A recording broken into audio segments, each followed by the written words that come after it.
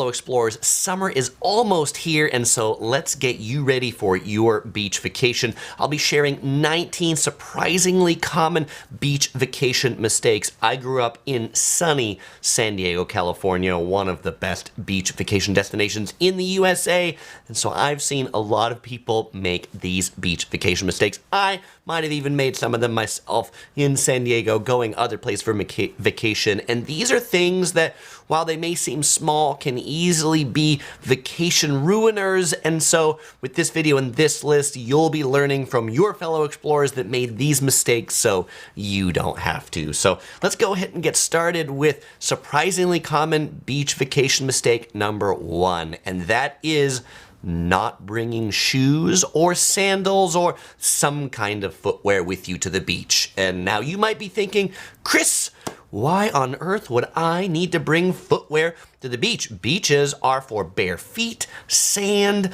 the water. That's a perfect place to not wear shoes. Except when it's summer and it's hot and the sun has been beating down on that sand, basically turning the sand into a super hot stovetop. And so if you don't have some sort of footwear for those really hot days at the beach, your feet are going to end up with some really nasty burns and blisters on them. Take this from someone who has had this experience, and you might think to yourself, well, Chris, it's not very far from where I parked to the water. I can make it. Don't chance it. Just go ahead and bring some sandals, bring some shoes, take them off when you get to the water. Now, related to good types of shoes or sandals, okay, I don't really recommend like shoes with socks or sneakers. I mean, that'll work in a pinch if you don't have anything else, but I really like slide-in type sandals. Some people like flip-flops or thongs or whatever you might call them wherever you are. They have a lot of different names, those things you put between your toes. But you also want to think that they shouldn't be too tight, because you're going to be getting your feet sandy and then wearing them to get back to your car, get back to your hotel, or wherever you're going.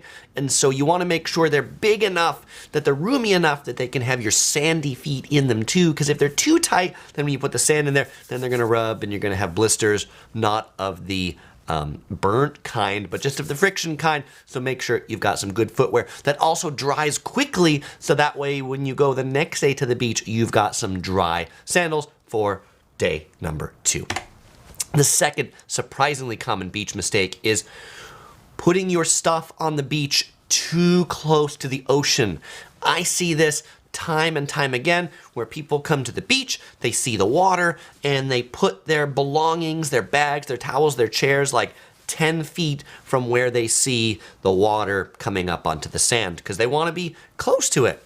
Except the problem is there are tides that change and the water comes up higher, and some big waves can come that are bigger than all the others. And I see tons of people come to the beach, they leave their stuff there, they go into the water, and while they're in the water, the tide comes in or a big wave comes up and takes all of their stuff out to the ocean with them. That makes somebody super sad when all their stuff either gets wet or gets carried out to sea. So what you're going to want to do when you get to the beach and you want to set up your stuff, don't put it real close to the water. Look where everybody else is sitting and sit farther back than they do, because you've never been there before. You don't know how quick it's going to be before the water gets there. So don't sit in front of everybody else, sit behind everybody else. Those people probably have a bit more local knowledge than you. They may also all be tourists, but let's just assume that some of them could, in fact, be locals.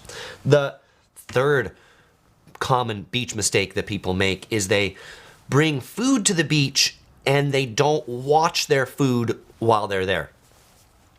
Chris, why do I need to watch my food? That sounds really boring. Because the birds and the seagulls at the beach are vicious. It doesn't matter what beach you are around the world, birds know food comes to beaches. And people bring food to beaches in bags and backpacks, particularly supermarket shopping bags. They know it. They see it. When they see a supermarket shopping bag, the birds are going to come while you're in the water, while you're going for a walk, while you're playing smash ball and your back is turned. They're going to find your stuff. They're going to peck at it. They're going to pull it out of your backpack. gonna pull it out of those bags. They're gonna rip the bags open. If you got a bag of Doritos and it's sealed, it won't be after the birds get to it. So if you bring food to the beach, make sure you've put it in like a cooler that closes shut. The birds can't get to it. Or make sure you've just assigned somebody to stay there and actually watch all your stuff so it doesn't get pulled apart by all the birds. In the chat, Phil says, seagulls, they are rats with wings. That is a great description for seagulls. Garrett says, be careful with the locals and the tourists, because they might steal your stuff. I don't know. I mean, you certainly do have to be careful of what you keep on the sand. Brandon says, seagulls and pelicans have no mercy. Pelicans, for sure, can be pretty rough. Crayon Dude points out flies on the beach are super annoying. If you've got your food out, you might end up with a lot of flies. Flies on the beach usually congregate where there is seaweed. They often congregate, I feel, a little bit closer to the shoreline. So that's another one where, like, if you find a sandy part of the beach that doesn't have much seaweed, you might not end up with as many flies. Points Traveler says, I'm going to be upset if we don't see old videos of Chris surfing. I don't know. I'm going to have to maybe find some of those to play in here. James says, I love the shirt. Awesome, James. I figured I would wear an appropriate aloha attire for the stream today. And Justin says, ants are the worst too. I could see ants. Depends what beach you're on with the ants as well. All right. Common beach vacation mistake number 4 is if you're going to a beach for vacation, chances are you're going to be staying in a hotel or an Airbnb or something like that. And so picking the wrong hotel or accommodation can be a gigantic mistake for your beach vacation. What is a wrong hotel when you're going to the beach? Well, not all beach hotels are created equal. Just because it has beach in the name or resort in the name doesn't mean the hotel is anywhere near the beach or anywhere near the sand. You really need to check if the hotel has a view. If you want a view, did you book a view room? I see so many people give bad ratings to hotels, to beach hotels, because they say, you know, I got a room that was looking at the parking lot or the air conditioners. I guarantee you if it's a beach hotel, they have different rates for the ones that have views. If you so wanted a view, you should have booked the one that had a view.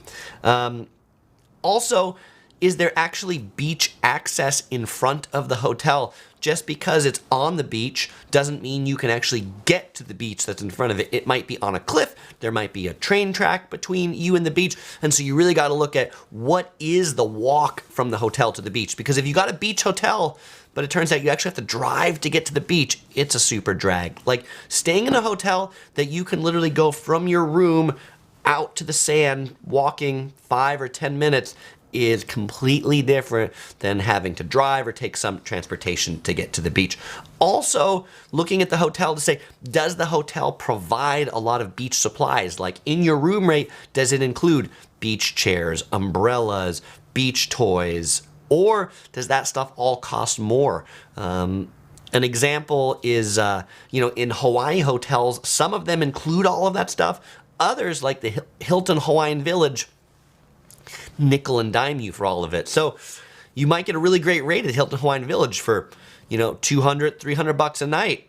But then if you want a beach chair, it's $50 for the day. If you want an umbrella, it's $30 for the day. If you want a surfboard, it's another $20 for the day. And there you go. You could have spent $100 on a hotel extra that actually included all that stuff in your room rate. Points Traveler points out, definitely a wrong beach hotel is a Courtyard beach hotel. If you watched my Marriott brand guide a couple weeks ago, you will know I am not a huge fan of Courtyards, and they definitely wouldn't include much of anything in the rate. Zachary says, Chris, would you recommend the Circus Motor Lodge? It is not near the beach, so no, but thank you for bringing that one up. Kathy says the Aulani was amazing, loved it, Pools Beach was amazing. The Aulani Hotel on Oahu is a great example of a hotel that includes all of those things in the room rate. You get the beach toys, you get the beach chairs, you don't have to pay more. And so even though the room rates might seem high because you get all this stuff included in it, you're not nickeled and dimed. Brooklyn Joe says, I watched 2 seagulls go through my cooler while I kept watch. Impressive, Brooklyn Joe. Was that a hard side cooler or a soft side cooler? I am curious. And Points Traveler says, most resorts include the chairs but charge you for an umbrella. Valerian says, Surfer Chris. I surf poorly. For fun. Oh, and SoCal Seth points out, right, In Hawaii, in Waikiki, it is often much cheaper to get your beach toys and chairs from the ABC store. Literally just buy them from the ABC store for cheaper than you could rent them from most of the hotels for the day. The fifth mistake that travelers often make on beach vacations is not researching the beach. Okay, I've talked about researching the hotel. What do you need to look at when researching the beach? You need to look at, is it a sandy beach? Is it a beach that's good for swimming? Is it a beach that's good for surfing? Is it a rocky bottom beach? How deep does the beach go out? Does the beach have a strong shore break? Should you keep kids out of it? Is there coral on the bottom? One of the things growing up in San Diego that I love about San Diego beaches, most of them are super sandy bottoms, which is about as soft as you're gonna get for the bottom of a beach. In Hawaii, most of them are coral bottoms, which really hurts a lot if you fall or hit underwater on the coral. Also looking at, are you going to the beach in the right season? You know, there's the northern hemisphere and the southern hemisphere, and summer and winter are flipped. When is the good season for swimming? When is the warm season? Really depends on the destination. In really hot destinations, does the beach have any natural shade? Like, are there trees or things like that you can stay under? And is the water going to be warm enough for swimming when you go is something you should look at. Zachary Smith says mistake number 6 is going to be trying to feed the sharks. Okay, that I don't know. That's somebody who just they're asking for it if they try to feed the sharks. Geoman says in Waikiki, the sand was a little bit rougher than I expected. The sand in Waikiki is rough. It's a coarse sand. And so that's another one when I talk about sandals and then getting your feet in the sand and then wearing sandals. That coarse sand really adds more width to your feet and can really quickly end up with blisters on the top or in between the toes if you wear flip-flops. All right, I've been talking for a little while. It's time to drink, and then I'll get back to more chat. What's Chris drinking today? Chris is drinking a jasmine milk tea that's out of this tea shop that actually puts a can top on it. I've never been to a tea shop that like makes it like a can, but sure enough, this thing you open like a can instead of having a plastic lid on it, which is super interesting, and you can drink it like a can. They make the tea in this thing, and then they have a machine that put this can top on it. But, you know, I prefer to drink it through a straw. What color is my straw? It's yellow. That's right. Okay. Point Straw says it's a clear can. It's plastic, so I guess that makes it a clear can. And it wasn't like hanging out forever. It was, you know, made on the spot and then bottled, canned into this. All right. Mistake number 6 is not bringing water shoes. I've talked about shoes to get you to the beach. Chris, what are water shoes? Water shoes are shoes that you wear when you go in the water. Why would you want those? Well, Hawaii is a great place where you would want water shoes because many of the beaches have rocky coral bottoms and your feet are frankly going to get hurt if you don't have water shoes. So when you're researching the beach, look at, is it a beach that has a rough bottom? If it is, get yourself some water shoes that are designed to go in the water. Then you don't need to bring the sandals. Just wear the water shoes out from the hotel to the beach, into the water, and on the beach, back into the hotel. Again, one pair of shoes for everything. 7th mistake beach travelers make is underestimating how bright the sun is. The sun at the beach.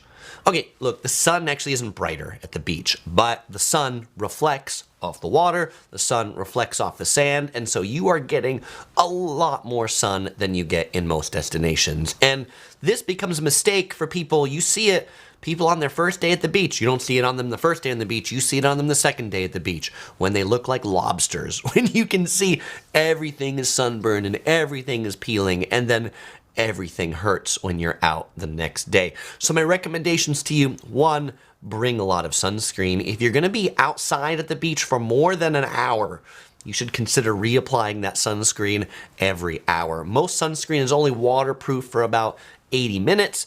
And if you're really going to be out for a long day, you know, consider the zinc oxide sunscreen, the ones that you see the lifeguards wear.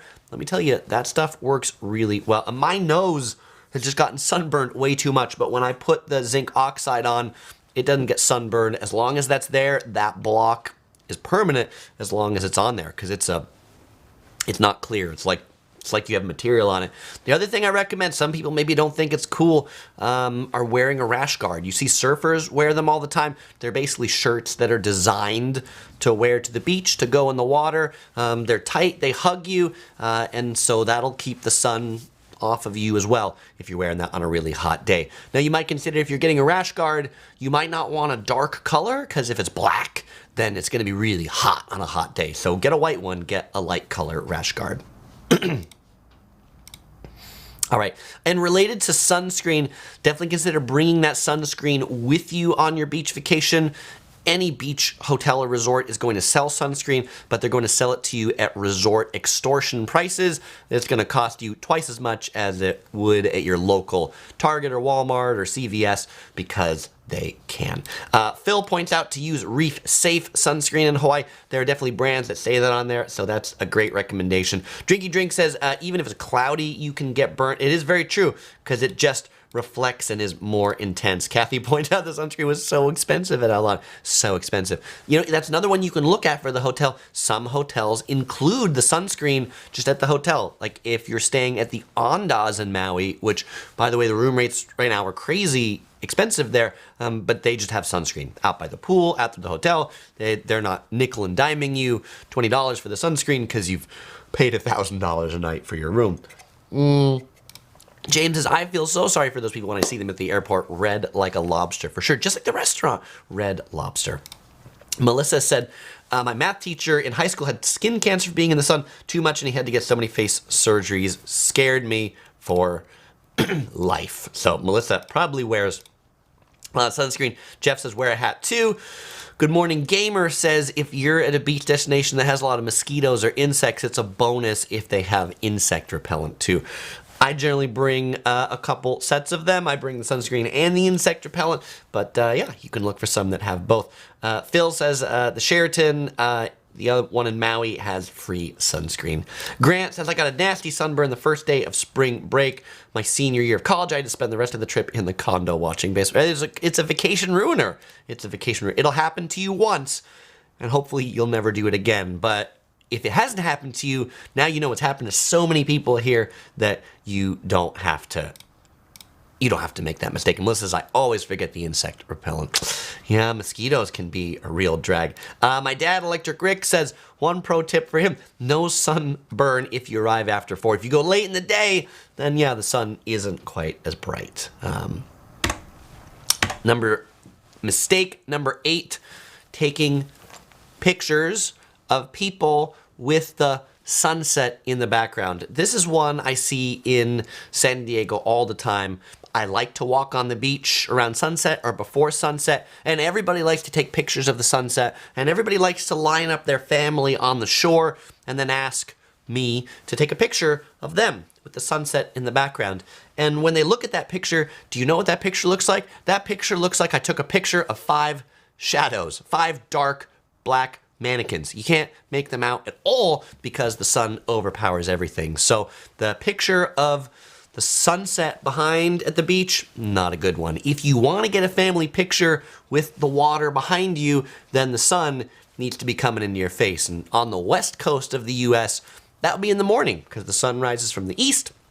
That's when you can have the sun, where the people who are getting their picture taken are looking at the sun. If the sun is ever behind you for a picture, don't plan to actually be in the picture. So that's a lot of vacation ruined pictures. Mistake number 9 is underestimating the power of the ocean. This is one I see a lot in San Diego as well. I like to surf, I like to bodyboard, I like to swim. I grew up around here, but I always see people who have come to the beach for the first time think they're great swimmers because they swam in a pool laps forever and ever and ever. And they get to the beach and they're just like, I'm going in. And they start to swim. And I can watch these people and then sure enough say like, that person's going to need help from the lifeguards because they didn't bother to pay attention to where the rip currents were. And beaches that have waves often have rip currents. Certain sections of the beach, the water goes in, the water goes out. And where the rip currents are, the water goes out more than it comes in that section. And really, it will suck you out to sea. You've probably heard people say that. Big waves can pin you down at many beaches, and floating around on inner tubes is really a recipe for getting sucked out in a rip current. But if it happens and you have a flotation device and you're at a lifeguarded beach, and you should be swimming at a lifeguarded beach if you're in this category of somebody that isn't like an amazing surfer, then on your flotation device, just stay calm and stay on it. And wave for help. The international I need help symbol. And you know what? The lifeguards, frankly, if you're at a lifeguarded beach, will come and rescue you because they expect people to get caught in these rip currents. The last thing you want to do is to try to fight the rip current and just try to swim back into shore in the place that you're stuck in. What you want to do is if you're caught in one of those things, you want to swim parallel to the shore so that you get out of the rip current, and then when you find you're in a spot that you're not getting sucked out anymore, then you can actually swim back in. But you'll never make it in the rip current if you don't wear fins when you're swimming. If you do like ocean swimming, I would encourage you to invest in a pair of fins for your feet and even a pair of webbed gloves, because those are really the only ways as an actual swimmer you can have enough propulsion to get you through those strong ocean currents. Brandon says, I only swim 50 yards out in the ocean, no more, no less. That's a good plan too. And SoCal Seth says, never ever turn your back on the ocean. That is a good plan as well. Brandon says, rip currents are very dangerous. Kathy says, swim where it's safe. A lot of comments about rip tides. They're actually called rip currents, but many people do call them rip tides. And so they really, related to deadly, and yes, they can be. Like the tide, the current itself isn't deadly, but it's the people's reaction to the current. So now that you know these things, you just stay calm, you just stay above the water, you ask for help, and people will come and help you. That's really the best answer. If there's people near you, if there's surfers near you, you can ask them for help too. Honestly, if you see people in the water and you say, hey, can you help me because I'm stuck? Or you can yell for it. Don't be too bravado to not ask for help. And Brandon says, if there's rip current threat, I only swim in the hotel pools. The other pro tip I would give before you go into the beach literally is ask the lifeguard. Say, hey, if you've never been to the beach before and there are lifeguards or the hotel staff, ask them, hey, where's a good place to swim? And they will point out and say, like, you should swim right there. You're like, great, I will swim right there. Jeff says, this is why I like to swim at what the Clampets would call cement ponds. All right, well, you know what? One great thing, and this isn't a plug for Hawaii, but in Waikiki, there are these really neat cemented area. They're not cement pond, they're not pools, but they're actually like cemented areas of the beach where the cement blocks the waves, and so it's basically like an ocean swimming pool. There's a lot of those dotted around Hawaii, and so if you want to swim in the ocean, those are great, super safe places to do it too, because there's no currents in those things. Mistake number 10 is not doing the stingray shuffle if you're at a beach that has stingrays. What is the stingray shuffle? Well, imagine these are my feet, and imagine I am walking out in the water. Most people walk like this. They take their feet up and they bring them down. And if you do that, you may end up stepping on a stingray, and the stingray stings you. The stingray shuffle is, instead of walking like this, you walk like this. You shuffle your feet in the sand as you go out. And if you shuffle your feet in the sand as you go out, it kicks up the sand. The stingrays don't like that, and so the stingrays run away. So if you're in a beach has stingrays, remember, do the stingray shuffle. Pro tip, stingray stings really can't quite hurt. If you do get stung by a stingray, go find the lifeguards, go find the hotel staff. They'll generally have a bucket of really hot water that you can put your foot into to help neutralize some of the poison that the stingray puts in there. Point Trawler says, pee on the sting. I've heard that as like an old wives' tale. I don't know that that actually helps all that much. Jay says I got to make a Stingray Shuffle t-shirt. All right, I will consider that. And Phil says, a lot of times lifeguards will put up flags where the rip currents are. I've seen that at some beaches where they say, just don't swim here because it's not good. Crayon Dude says, are there stingray warning signs at beaches? Some beaches, not all. I think, there's a lot of beaches where the city staff or the municipality or the government, they don't want to put up too many warning signs to tell you about all the hazards because then people won't go to the beach. There was a big debate about this in Florida. There was a beach in Florida had a lot of shark attacks. And so the city council's like, should we just put up permanent signs warning people of shark attacks? And then they're like, but then people won't come to our beach. We need people to come to the beach because this town makes money off people coming to the beach. I think that's just one of those that the internet will probably help you a little bit more than the signs at the beach. Melissa says, my husband got stung by a stingray and someone had to pee on it. Narrow Road says, does the Stingray Shuffle work for jellyfish? No, because jellyfish float in the water column, not on the bottom, so the Stingray Shuffle doesn't help for jellyfish. Black Swan says, if you're trying to get away from shark attacks, just wear Speedos. I'll go ahead and take your word for it, Black Swan. Kathy says, we swam with the stingrays in the Caribbean. I'd imagine they were manta rays, probably ones that didn't have stingers. Like at SeaWorld here, you can pet the manta rays because and they look like they have a stinger, but they're ones that actually don't sting. James asks, what are the best beaches for young kids? We're going to LA for a first time next week. So LA is a super big place. And so just in the north part of it, Santa Monica is pretty good. Manhattan Beach is pretty good. If you're going down into Orange County, Newport Beach is really good. Laguna Beach has some good beaches. And then if you're down in Dana Point, there's actually a beach called Baby Beach in Dana Point that's on the harbor. It's like a protected beach that basically has no wave action. So if you got super little kids, that's one spot you could go. All right. Tony asks, what's the most family-friendly beach in Southern California? I would say the most family-friendly beach in Southern California is in San Diego. It's Coronado Beach. There's an island in San Diego Bay called Coronado. There's a famous hotel there called the Hotel del Coronado. It's been voted by the Travel Channel, one of the top 10 beaches in the country year over year over year. Super family-friendly place. And if you want a beach vacation, Hotel Del, it's right on the sand, and it's a classic hotel. The Grand Floridian Resort at Walt Disney World was modeled after the Hotel del Coronado. Beach mistake number 11.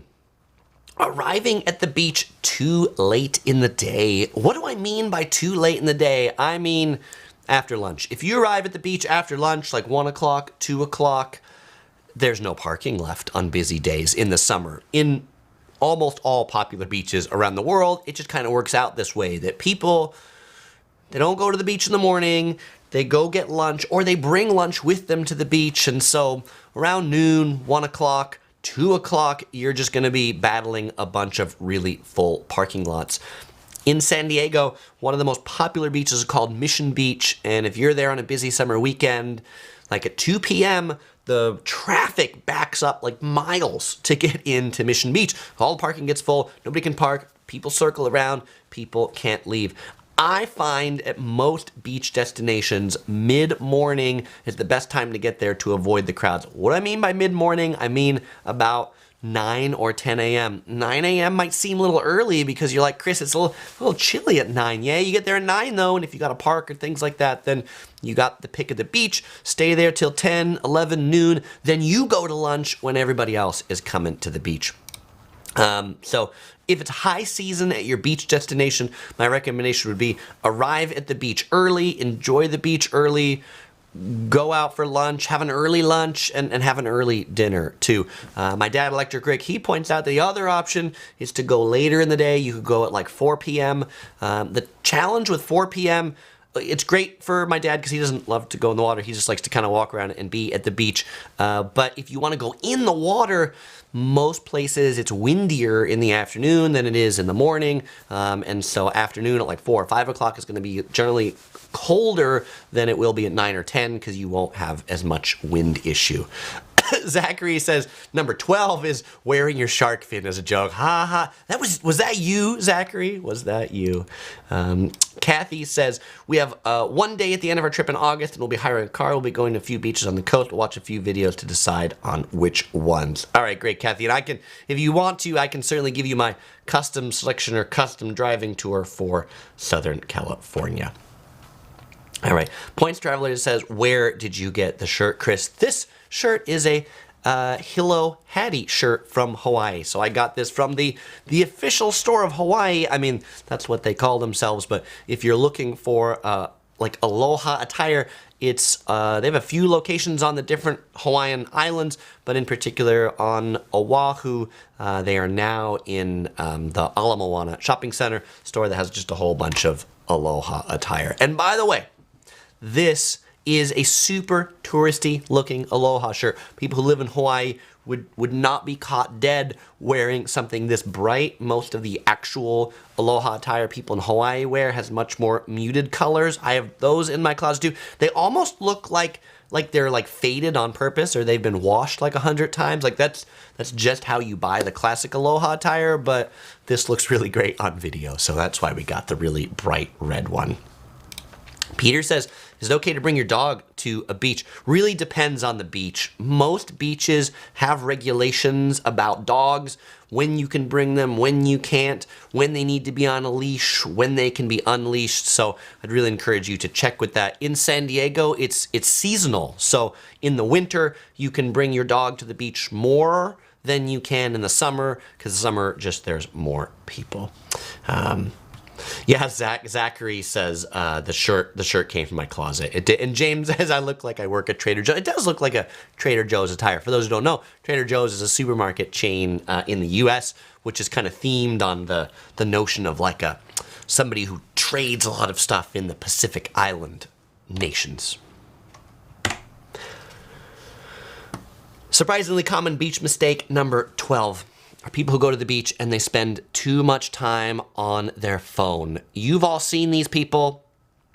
They're at the beach, they're sitting on the sand, and they're just looking at their phone the whole time. It's like, how much money did you spend to get here? How far did you drive to get here? Like, put your phone away for a day and enjoy the beach. Stare at the water. Look at the people going by. Look at the seagulls that are eating your neighbor's food. Laugh at the people whose belongings washed out to the ocean because yours didn't, because you watched this video. Or use your phone to take a picture of them and then put it away and send me that picture because you're like, Chris, you were right. And I saw that happen to somebody and it didn't happen to me.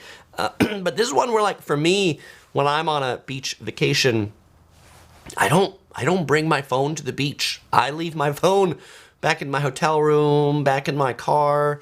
If I'm in Southern California, maybe even back at home. If I want to bring a camera to the beach, I bring a GoPro. I have a GoPro specifically to go to the beach, take pictures at the beach. Sand and electronics really, they don't mix very well. They really don't mix very well. The sand gets in the buttons, the sand gets in your cameras. Just leave your really expensive electronics far away from the sand. Common beach mistake number 13 is not washing off all the sand off your body before you go back to your hotel room.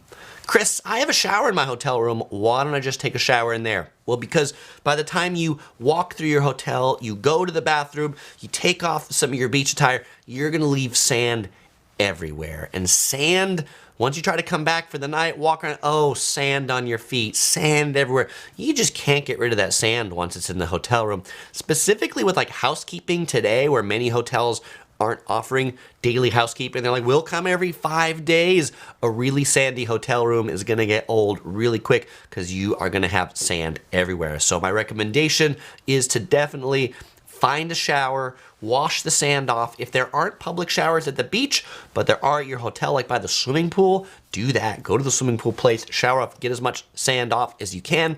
And then if you're gonna take off your swimsuit attire in the room to take a shower, don't do it in the room or in the common area of the bathroom. Go into the shower or go into the bathtub and then take that stuff off, because the sand will accumulate in a whole bunch of places that you didn't even realize it was, and you might not have been able to wash it off. But if you do that, then it won't end up all over your room. It will just be in the shower, and you can actually wash it off. Phil says you'll always bring sand back, no matter how much you rinse off, but less, a lot less. The less sand, really, the better.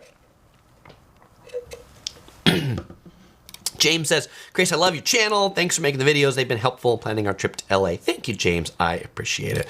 Zachary says, sand is just like glitter. It's harder to get rid of than herpes. That's a new one, Zachary, but it's a good one too. Brandon says, my brother made that mistake last summer when we got back to our hotel room. Big mistake is probably full of sand. Conrad says that we should play the song Enter Sandman now. We should. Kathy says, not a fan of sand. I don't like sand. It's coarse, rough, and irritating, and it gets everywhere. It sure does. Melissa says, I hate sand so much. Narrow Road says, Chris, that's just a person trying to take a picture of someone in front of the sunset, the person who brings their phone to the beach. That's right. By the way, if you're on the live stream now and you are enjoying it, I would really appreciate it if you give it a thumbs up. It helps me with the YouTube algorithm, lets YouTube know that you like this video, and for YouTube to share it with other people. 170 of you on and 79 likes, so I'm looking to get that number up. Let's get that number over 100 if we can. Beach vacation mistake number 14. In addition to bringing your beach clothes, the mistake is not bringing warm clothes too. People say, I'm going to a beach destination. All I need are shorts and t-shirts and flip-flops and sunglasses and hats to be at the beach. Like, it never gets cold at the beach. And you know what, maybe if you're going to Florida, because of the humidity, it actually doesn't get that much colder at night than it does in the day. But a lot of other beaches, Southern California beaches in particular, can get really cold at night. Like, the temperature can drop 30 or 40 degrees Fahrenheit from the daytime high to the nighttime low, and it can get quite chilly. And so make sure you bring at least one pair of a jacket, long sleeve shirt, some pants, so that once you're done at the beach in the day, you can be warm enough to go out at night. Related to this weather thing, a lot of people also go to beach destinations in, say, April. Spring break, it should be warm. Not so much. Southern California beaches are not that warm in April. Hawaii beaches, they can be really windy, and so they might be fine at 10 in the morning, but at 3 p.m. you'll want that actual fleece long sleeve shirt to be walking around because it can be so windy. So make sure you pack some warm clothes too. And by the way, thank you for everybody who added the additional likes. We're now up to 110, so thank you for helping me break that 100. If you didn't get a chance though, you can still hit that like button. Every like on this video feeds one piece of premium bamboo to this hungry Yellow Productions crew back here, and they're really hungry, so please help me. 111, I love that number, 111. Common beach mistake number 15, not watching the weather.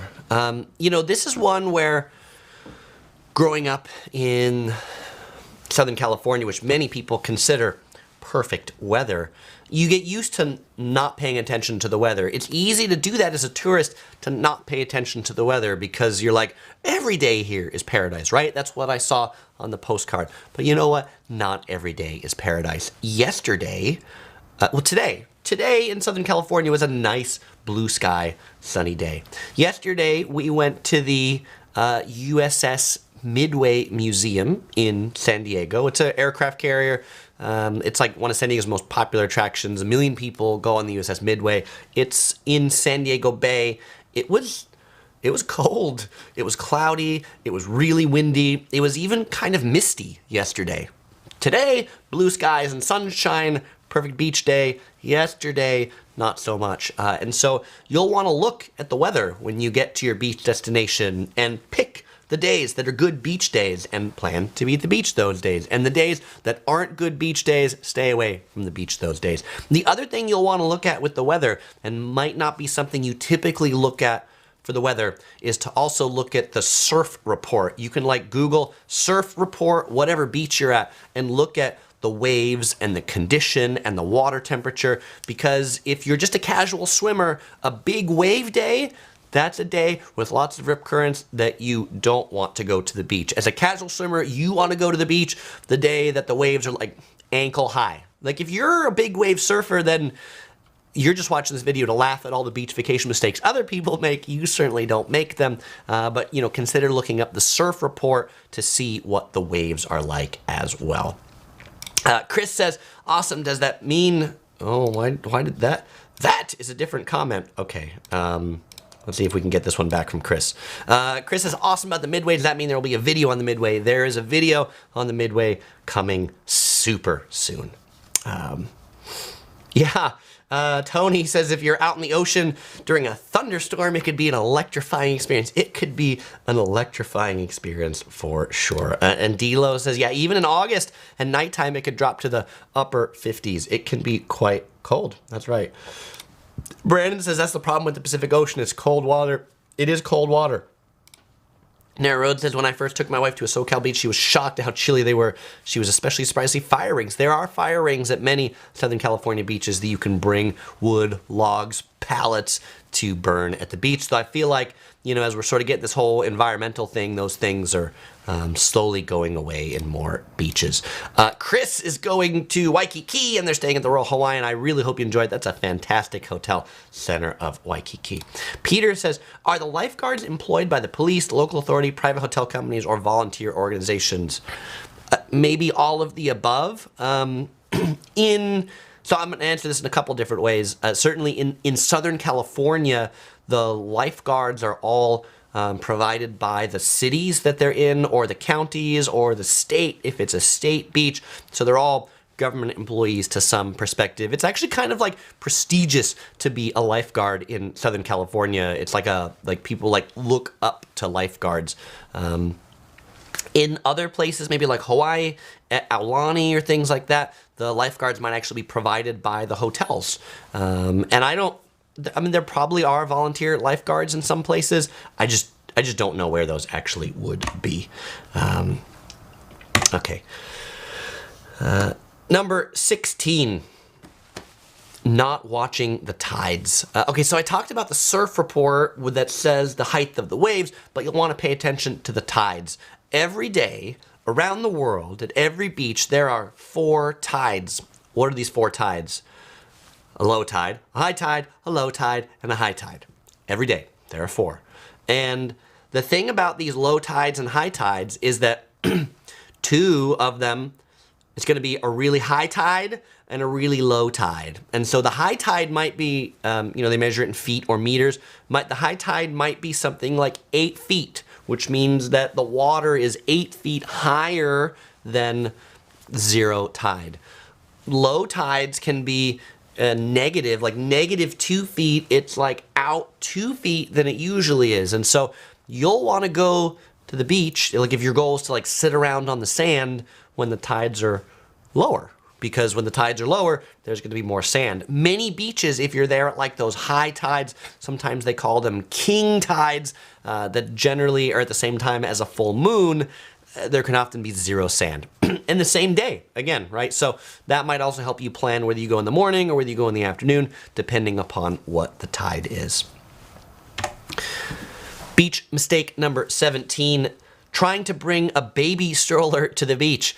I've seen this over and over again. People take their baby stroller and they get it on the sand and it doesn't go anywhere because wheels and sand just really don't work very well unless they're like super big inflated wheels, and then people just end up having to carry the stroller, and then the sand gets in the wheels. Much like sand doesn't go well with electronics, it doesn't go well with wheels. It doesn't go well on bicycles, doesn't do well on roller skates. So if you got things with wheels, keep them off the sand. If you've got a baby stroller, don't take it onto the beach. When we have done our beach vacations to Hawaii with our traveling princess, we have left the stroller in the hotel room, maybe a baby backpack if we're walking on the beach, or the traveling princess gets to run and we carry her, but the stroller just doesn't go anywhere near the sand.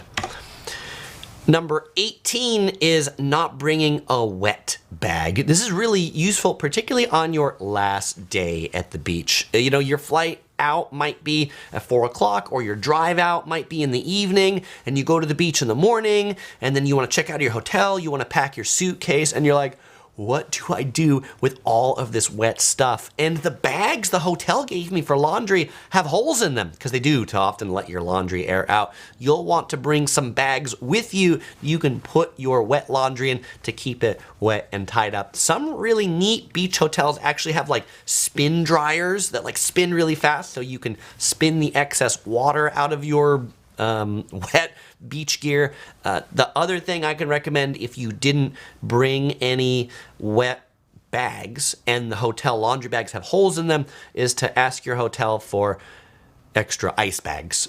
They might be a little bit small, but you could put things in there in a pinch. If you can't find any plastic shopping bags, that'll work too. If you're in a destination that still has plastic shopping bags, collect those on your stay, and then you can use those for wet bags when you are leaving. Crayon Dude does point out that some beaches you can drive a stroller. Yeah, look, if you're at the beach and it's low tide, it's like Daytona that you can drive on or something like that, there are perhaps some that you can take a stroller on. Most you can't. And tip number 19, mistake number 19, I'm reading tips in the chat. Mistake number 19 is traveling to the beach when everybody else is traveling to the beach. You know, a nice thing about the beach is when it's relaxing and you have it all to yourself and it's a beach paradise. And when you are on the beach with a gazillion of your closest friends, it's really no longer relaxing anymore. When you're out in the water and you're worried about getting hit by every other swimmer, inner tuber, boogie boarder, it's not relaxing anymore. And so you will want to go to the beach, assuming you're trying to have a relaxing time without all of your closest friends, is when everybody else isn't going. So everybody else likes to go to the beach in the height of summer, June, July, August. What are some other good times to go? Shoulder season, May, September, October. I like to go to Hawaii in December. Why Hawaii in December? Well, because December is a really slow time in Hawaii. A lot of people go to Hawaii in the summer, and then there's all these people that go in January and February because they live on the east coast of the US. It gets really cold and they're like, I need to go someplace warm. So they go in January, February. But in December, they haven't frozen over yet. And so just nobody's there in December. And you know what? December in Hawaii isn't as warm as it is in the summer months.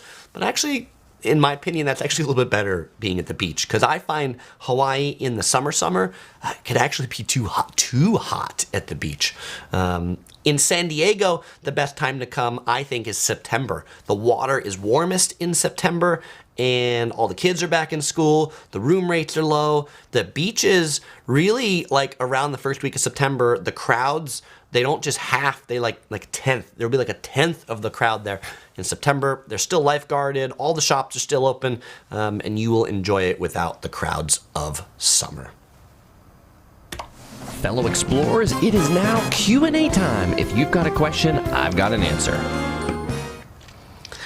All right, fellow explorers, it is now Q&A time. So if you have a question about one of my mistakes or something else, go ahead and ask it now. And if you asked it before and I didn't answer it, ask it again. I saw James ask a question a few times, but I wasn't answering it because it was sort of off topic, and I saved the off topic ones here for the end, which is, Chris, do you have any favorite local restaurants in Anaheim? I have a number of recommendations in Anaheim, but my one recommendation for a favorite local restaurant in Anaheim, really good barbecue, you can find at Javs, Javs. It's right next to the Anaheim Packing House, which if you don't find anything you like at Javs, there's a ton of restaurants in the Anaheim Packing House that is like an upscale food hall, food court.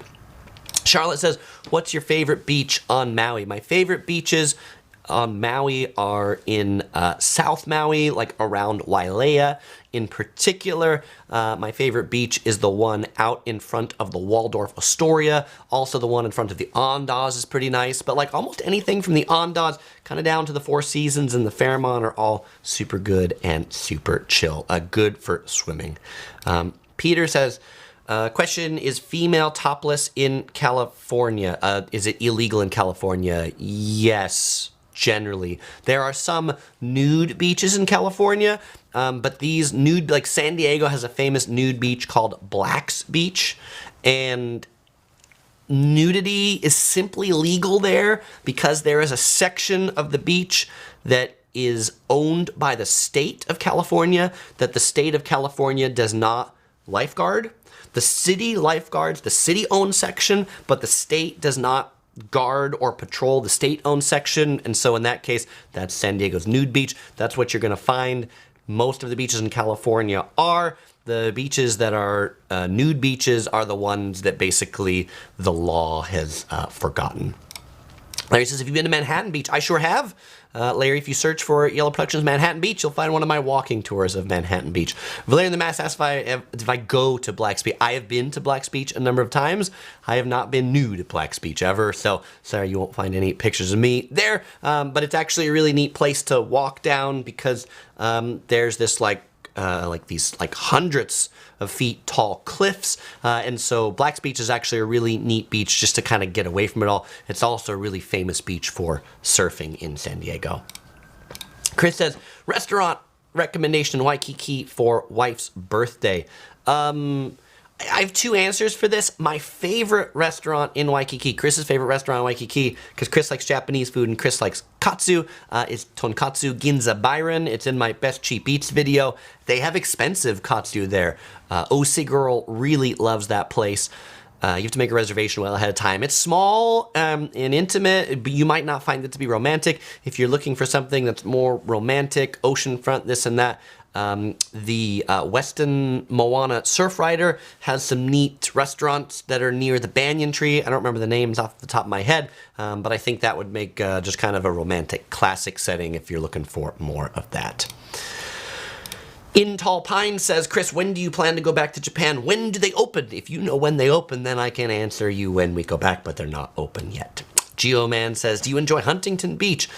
I like Huntington Beach. I like the Huntington Beach Pier. I spend more time in Huntington Beach is in Orange County. Huntington Beach is known as Surf City, USA. I spend more time in Newport Beach, Laguna Beach, and Dana Point than I do in Huntington Beach, just because I like a bit of the geography of like Laguna Beach, because it has a lot more like cliffs and coves, where Huntington Beach is just one, big, long, sandy beach for like 7 miles. So it's not quite as charming.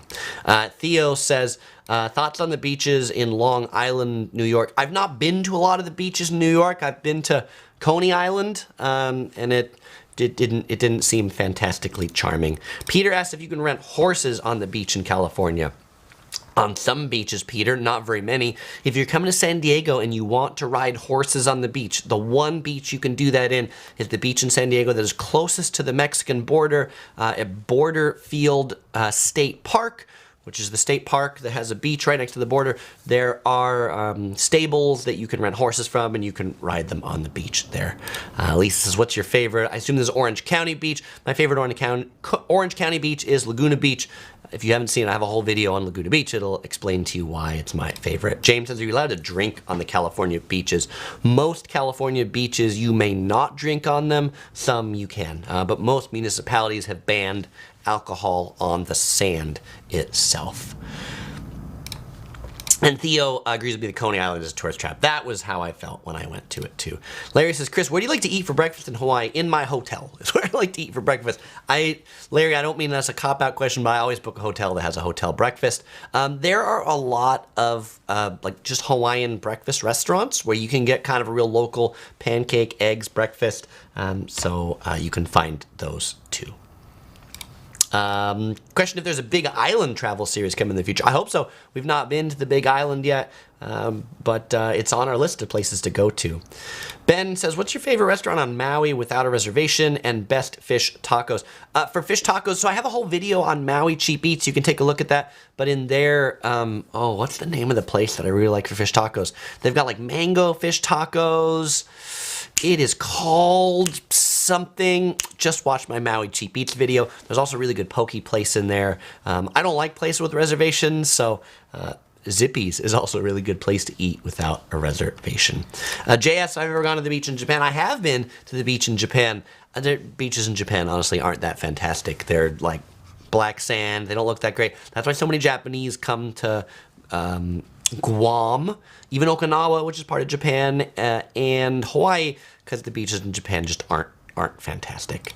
Points Traveler says, what's your favorite restaurant in London going this weekend? Yeah, it's an Indian restaurant in London. I have to I'm actually going to look this one up for you because we loved this place so much that we ate there like 3 times, and you should definitely make a reservation if you're going.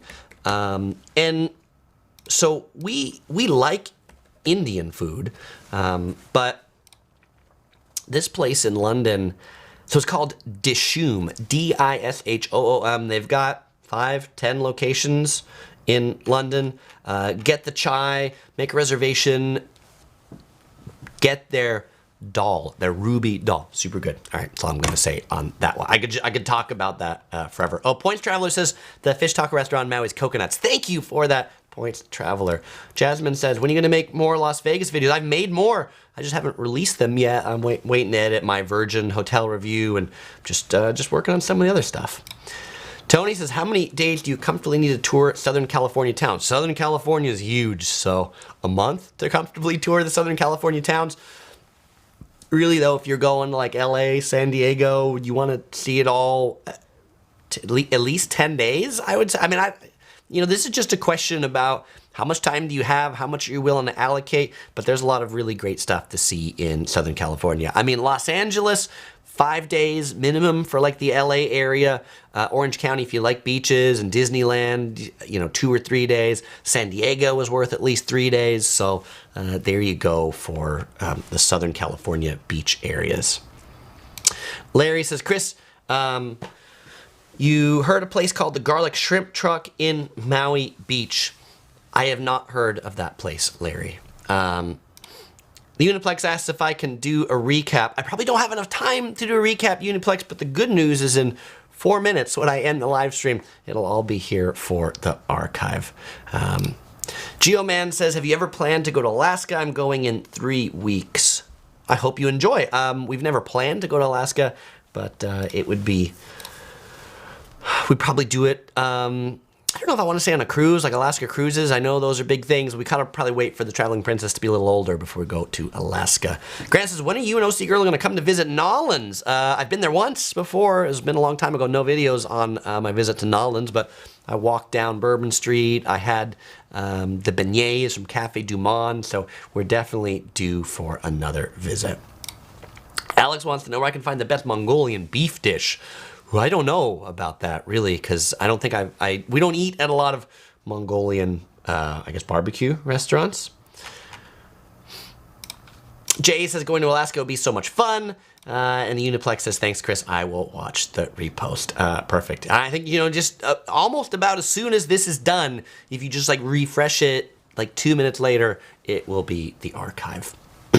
And then sometimes people watch my videos, and when you watch it live, you see the countdown, like the 5-minute countdown. And when you watch the archive for about the next 6 hours, you're gonna see that countdown. But every time I finish the live stream, I edit out the countdown. So then if you watch the archive a day or 2 later, there will be no live countdown. So if you ever miss the live stream and you want to join in and you want to see the chat history is only there before my edits take effect. And unfortunately, there's no way in YouTube to do the edit and trim out the first part and still keep the chat. So that's why the chat history always disappears on my live streams. Yes, it's the time you've been waiting for. It's time for the giveaway. All right, fellow explorers, on every live stream, I always give away a Yellow Productions crew shirt to somebody who can answer one of my questions. And so my question for you today is, where did I buy this fantastic shirt? If you can mention the name of the store, then you're going to win, not this shirt, but you're going to win a Yellow Productions crew shirt shipped to you anywhere in the world. And if you don't get to win one, well, no big deal, because you can just head over to the Yellow Productions shop at shop.yellow-productions.com. You'll find a link in the description below to that. And if you wonder, hey, Chris, when is the next live stream going to be? Head over to update.yellow-productions.com, sign up for the Yellow Productions email list, and I will send you an email every time I'm going to go live a day or two before with the time and the topic, so you know exactly when it's going to be. So you can join in, so you can win one of these Yellow Productions crew shirts for yourself. And now we have a winner chicken dinner. And congratulations to Panjo Hilo Hatties. That is right. I bought this at Hilo Hattie in Hawaii. Chris said Trader Joe's. Ha ha ha. We had that joke earlier. But Panjo, congratulations. Send me an email at chris@yellow-productions.com. Let me know your address. Let me know what size you want. I will get that headed right off to you as well. Well, fellow explorers, as always, it is a pleasure hanging out with you. If you're going to Hawaii, you can check out more of my Hawaii series. Just type in Yellow Productions Hawaii. Or if you want to check out some of my favorite beaches in Orange County, check out Yellow Productions Laguna Beach. If you're watching the archive a day later, I'll put those video links in the description and probably here in the end cards too. Well, fellow explorers, as usual, I won't say goodbye because I'll see you in the next video.